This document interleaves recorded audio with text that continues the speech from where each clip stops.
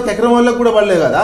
అది చెప్పి దాదాపు 10 రోజులు అవుతుంది. ఒక సీఎం గతంలో ఏంటుండే ఏ రోజుకి ఆ రోజు ఒక వ్యవసాయ శాఖ ప్రెస్ రిలీజ్ చేసేది. ఈ రోజు ఎకరం వరకు పడ్డాయి, ఈ రోజు 2 ఎకరాల వరకు పడింది, ఈ రోజు 3 ఎకరాల వరకు పడింది అని ఒక ప్రెస్ నోట్ విడుదలయ్యేది. ఇప్పుడు ఆ ప్రెస్ నోటే వస్తలేదు కదా.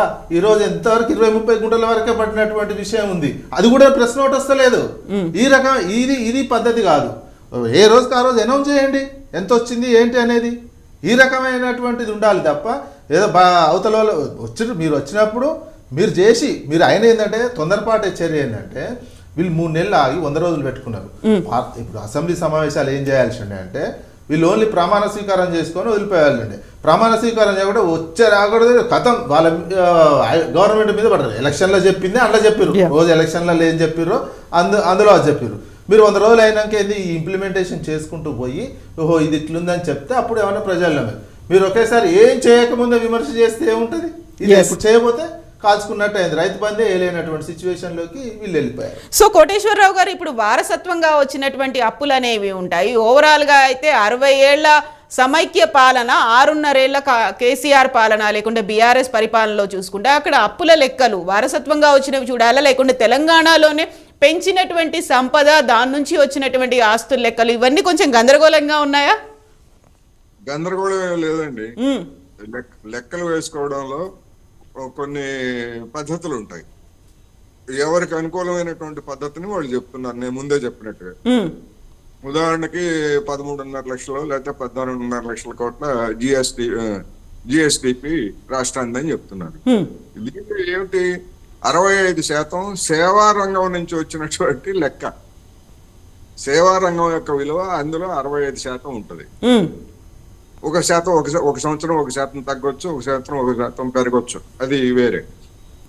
65% అంటే 65% కూడా ఆస్తి కింద చెప్తున్నారు. సేవా రంగం యొక్క విలువని లెక్కించి మన జిఎస్టి ఆర్థిక సూత్రమే సార్. అది దేశంలో అట్నే లెక్కేస్తారు, ప్రపంచంలో అట్నే లెక్కేస్తారు, కేరళలో అట్నే లెక్కేస్తారు. నేను నీకు సమాధానం చెప్పట్లేదు, నా అభిప్రాయం చెప్తున్నాను, విను. ఫస్ట్ ఎక్కడైనా చెప్తుంది అదే, నేను చెప్పేది అదే. దాన్ని ఆస్తి కింద పరిగణించడానికి లేదు. సేవల విలువ అది కేరళ అయినా, బెంగాల్ అయినా, ఆంధ్రప్రదేశ్ అయినా, తెలంగాణ అయినా లెక్క ఒకటే. నేను చెప్తున్నది లెక్కల గురించే చెప్తున్నా. అందుకని 13 లక్షల కోట్ల ఆస్తి అంటే 65% ఆస్తి కాదు, అది సేవల విలువ. మిగిలినటువంటి దానిలో గడిచినటువంటి 10 సంవత్సరాలు అంటే ఈ మొత్తం 2014 నుంచి ఇప్పటి వరకు చూస్తే మేము అన్ని లక్షల కోట్లు లేదా ఇన్ని లక్షల కోట్లు పరిశ్రమలు స్థాపించాము, లేకపోతే పరిశ్రమలు పెట్టుబడులు రప్పించాము, ఇవన్నీ కూడా కబర్లన్నీ కూడా చెప్పింది టిఆర్ఎస్.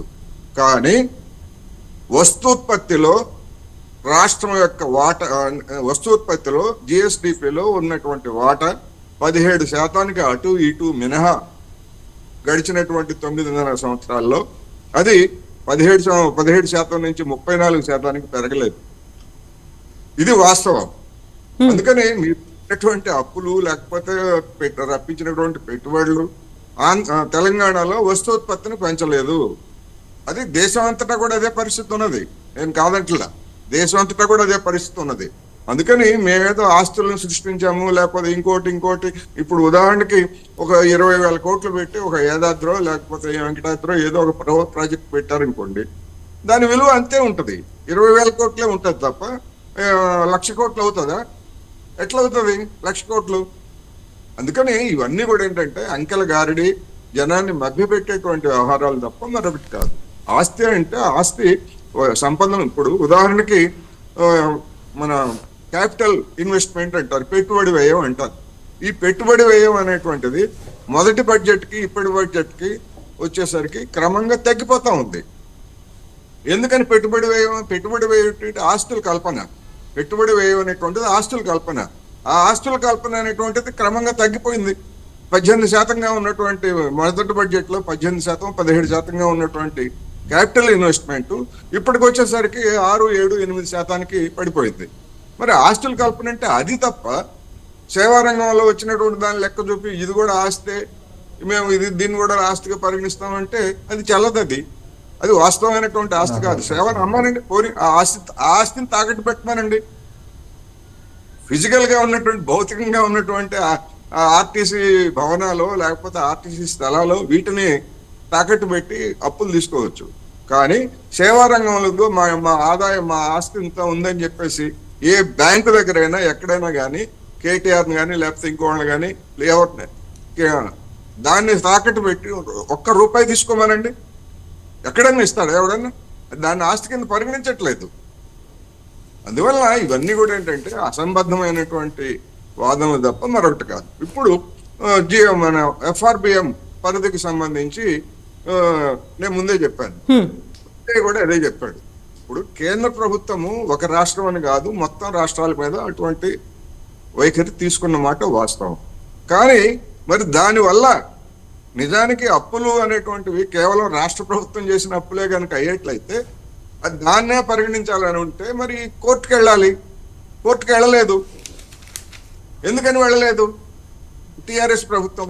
ఇప్పుడు కేరళ ప్రభుత్వం కొన్ని మా రాష్ట్రానికి సంబంధించినటువంటి వాటి మీద మాకు అన్యాయం జరిగింది అని చెప్పేసి కోర్టుకు వెళ్ళింది. అదేవిధంగా FRBM పరిధి పేరుతోటి మా యొక్క అప్పు రుణ పరిమితిని మీరు కోత కోశారు, దీనివల్ల మాకు నష్టం అని చెప్పేసి మరి రాష్ట్ర BRS ప్రభుత్వం ఎందుకని కోర్టుకు వెళ్ళలేదు? వెళ్ళాలి కదా లీగల్ గా. కానీ మౌనంగా ఉంది. తేలుగుట్టిన దొంగలాగా అసలైనటువంటి వాస్తవాలను అప్పుల్ని చెప్పకుండా కేవలం ఇదే ప్రచారం కోసం చెప్తా ఉంది. మరి దీని సంగతి ఏమిటి?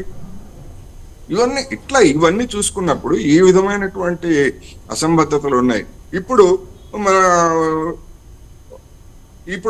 కొత్తగా వచ్చినటువంటి ప్రభుత్వం 1400 కోట్లు 1400 కోట్లు కాదు, ఇప్పుడు వేస్ అండ్ మీన్స్ లేకపోతే రాష్ట్ర RBI నుంచి అడ్వాన్స్లు ఇటువంటివన్నీ కూడా గత సంవత్సరం 365 రోజులకు గాను టిఆర్ఎస్ ప్రభుత్వం గత సంవత్సరం అనేది 328 రోజులు అప్పు తీసుకుంది. చేబదులు విజయ్ దగ్గర నేను చేబదులు తీసుకొని మళ్ళా మరుసటి రోజు 3వ రోజు ఇస్తాను. ఆ విధంగా వేస్ అండ్ మీన్స్ దానికి వడ్డీ కూడా ఉంటుంది అనుకోండి, వేస్ అండ్ మీన్స్ కానీ అడ్వాన్సులు కానీ అట్లా 328 రోజులు రిజర్వ్ బ్యాంకు నుంచి చేబదులు తీసుకోకుండా అప్పు తీసుకోకుండా రాష్ట్ర ప్రభుత్వం గడవలేదు.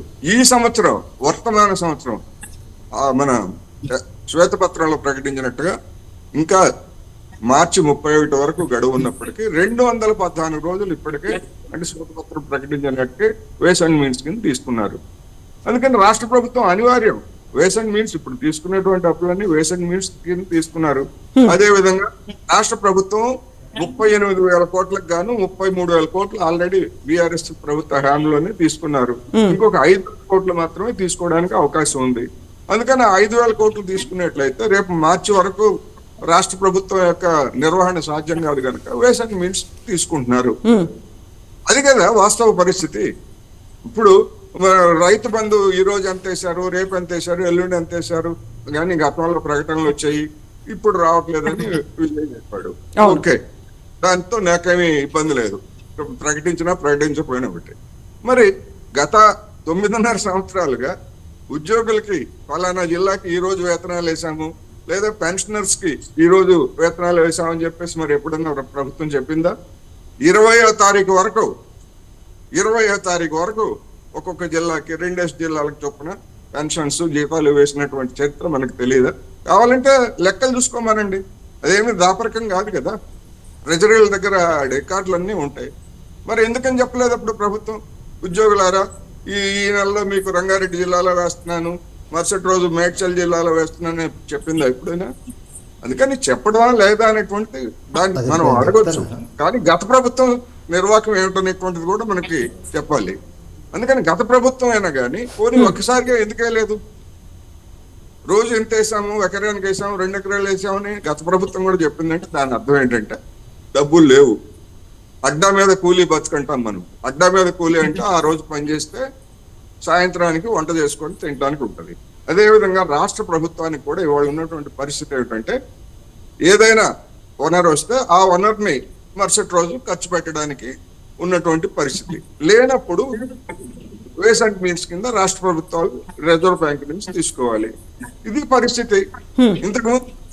ఇంతకుముందు 300 రోజుల వరకు నిల్వలు ఉంటే ఎట్లయితే అది నిల్వలు ఉండేటువంటి పరిస్థితి 30 రోజులకి తగ్గిపోయింది. మరి ఇవన్నీ వాస్తవాలు. ఈ వాస్తవాలు వదిలిపెట్టేసి నువ్వు ఇప్పుడు అప్పు ఎందుకు తీసుకున్నావు, రైతు బంధు ఎందుకు వేయలేదంటే వేయలేదు, ఇది వాస్తవం. అది ఆలస్యం చేయడానికి కూడా కారణం అదే, 9వ తారీఖు వేస్తామని చెప్పేసి అది కూడా కారణమే. కాంట్రాక్టర్లకు బిల్లులు చెల్లించాము అని చెప్పేసి మరొక ఆరోపణ. మీరెందుకు చెల్లించలేదు? సంవత్సరాల తరబడి కాంట్రాక్టర్లకు బిల్లులు చెల్లించకుండా 40,000 కోట్లు ఎందుకు అట్టి పెట్టారు? కాంట్రాక్టర్లకు బిల్లులు చెల్లించాలి, రైతు బంధు ఇవ్వాలి. రెండు దేనికి ప్రాధాన్యత, ఒకదానికి ప్రాధాన్యత ఒకదానికి అప్రాధాన్యత అని కాదు. ఎందుకంటే కాంట్రాక్టర్లకు బిల్లులు చెల్లించకపోతే వాడు పనెట్ట చేస్తాడు, అప్పగించిన పనెట్ట చేస్తాడు. అందుకని రెండు చేయాల్సిందే కాదంటున్నా. కానీ మరి నువ్వెందుకు 40,000 కోట్లు కాంట్రాక్టర్లకు బిల్లులు చెల్లించకుండా ఎందుకు ఆపావు? లేదా ఆరోగ్యశ్రీ ఆసుపత్రులకి బిల్లులు చెల్లించకపోతే వాళ్ళు మేము రోగులు తీసుకోమని చెప్పినటువంటి పరిస్థితి తెలుసు కదా. మరి వీటి సంగతి ఏంటి? అందుకని బ్యాలెన్స్డ్ గా ఉండాలి. ఎందుకంటే ప్రతిపక్షంలో ఉన్నప్పుడు చేసేటువంటి విమర్శలు ఉంటాయి కొన్ని, కానీ నిన్నటి వరకు అధికారంలో ఉండి అధికారం పోయిన వెంటనే మరుసటి రోజే ప్రతిపక్షం లాగా మాట్లాడేట్లయితే జనంలో కొంచెం ఎబ్బెట్టుగా ఉంటుంది అనేది ఈ సందర్భంగా నేను చెప్పదలుచు. సో విజయ్ గారు మీకు ఏదో కన్సర్న్ ఉన్నట్టుంది, డౌట్, అబ్జెక్షన్. జిఎస్డిపి అంటేనే ప్రొడక్షన్, అదే సేవారంగం, priority, primary sector, secondary sector, tertiary sector అంటే జిఎస్డిపి అంటే ఒక గ్రామం నుంచి హైదరాబాద్ వరకు ఉన్నటువంటి ఉత్పత్తినే జిఎస్డిపి అంటారు. వాళ్ళ ఆస్తులు వేరు, దాని ఆస్తి కింద ఎవరేం చూడరు. జిఎస్డిపి అంటే దాని మన ప్రొడక్షన్ని బట్టి, ప్రొడక్షన్ అన్ని రకాల ప్రొడక్షన్. మనకి ఇక్కడ ప్రొడక్షన్ కూడా ఏంది, వ్యవసాయ ప్రొడక్షను ప్రైమరీ సెక్టర్లోనే ఉంటుంది. ప్రైమరీ సెక్టర్ ప్రొడక్షన్లోనే మనకు ఉన్నటువంటి తెలంగాణ దాదాపు నీకేంది 1,00,000 ఈ కాలంలో 1,30,000 కోట్ల రూపాయలు వరి ధాన్యం మీదనే రైతు జేబుల్లోకి పోయినాయి. అది ప్రొడక్షన్తో వచ్చినాయి. అంతకుముందు ఇంత ప్రొడక్షన్ లేదు కదా. వ్యవసాయ ప్రొడక్షన్ ఎందుకు ఇంత వచ్చింది? అద్భుతంగా కనిపించదు. కొంతమందికి ఏంటంటే కనిపించకపోవచ్చు. ఈ రాష్ట్రం మీద విడిపోవడం ఇష్టం లేనటువంటి వాళ్ళు, తెలంగాణ ఇంత ఉన్నటువంటి వాళ్ళు, సమైక్యవాదులకు ఇంత ప్రొడక్షన్ కనిపించదు. వాళ్ళకు ఉన్నటువంటి రకరకాల అభిప్రాయాలు ఉంటాయి, ఉద్దేశం ఉంటుంది, ఒక రకమైనటువంటి ఇది ఉంటుంది. ఆ రకమైనటువంటి ఈ ప్రొడక్షన్ కనిపించదు. ఇది ప్రొడక్షన్, వ్యవసాయం మీద వచ్చినటువంటి ప్రొడక్షన్. ప్లస్ కొంతమంది అంటున్నటువంటిది ఇల్లు కడితే అది ఆస్తి కింద ఉంటుంది. నువ్వు ఇప్పుడు 50 లక్షలు పెట్టి ఇల్లు కట్టినావు అనుకో, దాని వాల్యూ పెరుగుతుంది. ఇప్పుడు యాదాద్రి భద్రాద్రి అనేది అంతే వాల్యూ ఎందుకు ఉంటుంది? ఇప్పుడు నాగార్జునసాగర్ ప్రాజెక్టు విలువ అంతే ఉందా? నాగార్జునసాగర్ ప్రాజెక్టు విలువ అప్పుడు కట్టినప్పుడు ఎంత, ఇప్పుడు వాల్యూ ఎంత, దాని కింద సాగైనటువంటిది ఎంత ఉంటుంది? ఏదైనా అంతే ఉంటుంది. దాని విలువ పెరిగినటువంటిది. యాదాద్రి భద్రాద్రి ఎంత ఉందో అంతే ఉంటుంది, దానికి తరిగిపోతుంది అని చెప్పేది కాదు కదా. దీనికి సంబంధించినటువంటి వేస్ అండ్ మీన్స్ అనేది సహజ. గతంలో కూడా ఈ 9 సంవత్సరాల కాలంలో ఈ సంవత్సరం అట్లుంది, గత సంవత్సరం కొన్ని తక్కువనే ఉన్నది. 150 రోజులు వాళ్ళు ఇచ్చినప్పటి నుంచి అంతకుముందు ఉన్నటువంటి కాంగ్రెస్ ప్రభుత్వం కూడా ఒక్కో సందర్భంలో 300 రోజులు వేస్ అండ్ మీన్స్ తీసుకున్నటువంటి అది శాశ్వతమైనటువంటి ప్రక్రియ. ఇక్కడ ఏ ప్రభుత్వం అయినా, ఒక తెలంగాణ కాదు, అదే తెలంగాణ అనేది ఇప్పుడు విఫలమైనటువంటి రాష్ట్రము, విఫలమైపోయింది అని నిరూపించడానికి చేస్తున్న ఒక సమైక్యవాదులు, ఒక ద్వేషంతో కూడుతున్నటువంటి వాళ్ళు, తెలంగాణని గట్టిగా వ్యతిరేకించినటువంటి వాళ్ళు ఉద్యమ సమయంలో ఆ రకమైనటువంటి కుళ్ళు పెట్టుకొని ఒక ఛాన్స్ దొరికింది, విఫలమైపోయింది అని చెప్పడమే ప్రధానమైనటువంటి ఉద్దేశంగా కనిపిస్తుంది. ఫస్ట్ అటాకింగ్ ఎవరు? ఇప్పుడు ప్రతిపక్షంలో ఉన్న వాళ్ళు ఎక్కడ అటాకింగ్ చేయలే కదా. ఫస్ట్ అధికార పక్షం వచ్చినటువంటి వాళ్ళు ప్రమాణ స్వీకారం చేసి ఎమ్మెల్యేలు వాళ్ళు అసెంబ్లీ నుంచి అటాకింగ్ మొదలుపెట్టిరు.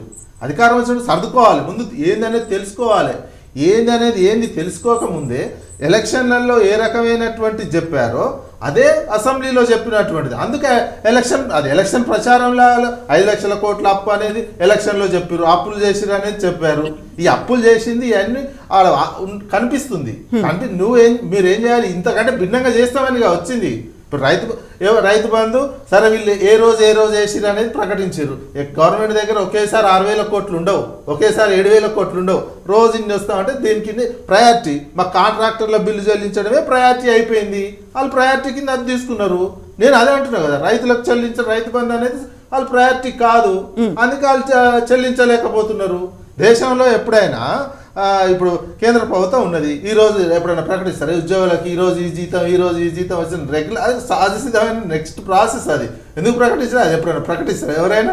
ఇవన్నీ ఏంటంటే ఒక ద్వేషభావంతో కొంతమంది చేసేటువంటి విధంగానే ఉంటుంది తప్ప ఇష్టం లేనటువంటి వాళ్ళు ఇది విఫలమైపోయింది, మేము ముందే చెప్పినాం కదా, మేము ఉద్యమకాల నుంచే చెప్తున్నాము, ఇది వయబుల్ స్టేట్ కాదు, ఇప్పుడు వయబుల్ కాకుండా ఇదంతా అనేది ఒక అవకాశం, సమైక్యవాదులకు ఉన్నటువంటి ఒక అవకాశం కల్పించడానికి ఉన్నటువంటి పాలకులు అదే కదా, వెనకంగా నుంచి నడుపుతున్నటువంటి వ్యవస్థ అంతా ఏదో తేలిపోతుంది. ఉన్నటువంటి ఇది వైఫల్యం చెందింది, ఇది వయబుల్ కాదు అని చెప్పడమే కొంతమంది ఉద్దేశంగా పెట్టుకొని చెప్తున్నటువంటిది ఉన్నది. అది వాళ్ళు చెప్పుకుంటే చెప్పుకోవచ్చు, వాళ్ళ అభిప్రాయం ప్రజలకు తెలుస్తుంది. ప్రజల నిజ జీవితంలో మేము గతంలో వ్యవసాయదారులము ఎట్లా ఉంటుంది, కరెంటు దగ్గర ఎట్లుంటుంది, వ్యవసాయ ప్రొడక్షన్ పెరిగిందా లేదా, పారిశ్రామిక ఉత్పత్తి పెరిగిందా లేదా, పరిశ్రమలు మరి ఎందుకు ఇక్కడి నుంచి వలసలాగిపోయి ఇతర రాష్ట్రాల నుంచే ఎందుకు ఇక్కడ వచ్చి పనిచేస్తున్నారు, ఇప్పుడు గుంటూరు జిల్లా నుంచి వచ్చి కూడా ఇక్కడ వ్యవసాయ కూలీలుగా నాట్లేయడానికి వస్తున్నారు, ఎందుకు వస్తున్నారు, మరి బీహార్ నుంచి వస్తున్నారు, ఎందుకు వస్తున్నారు ఇక్కడికి,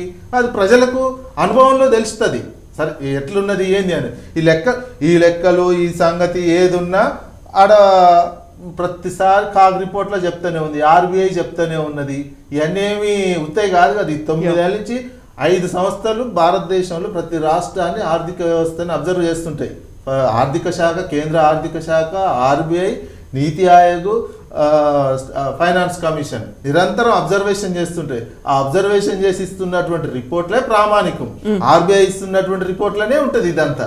అది తీసుకోవాలి. జీవన ప్రమాణాలు గతంలో ఎట్లా ఉండే ఇప్పుడు ఎట్లున్నాయి అనేది తీసుకుంటే తెలిసిపోతుంది కదా మొత్తము. అయితే అందుకే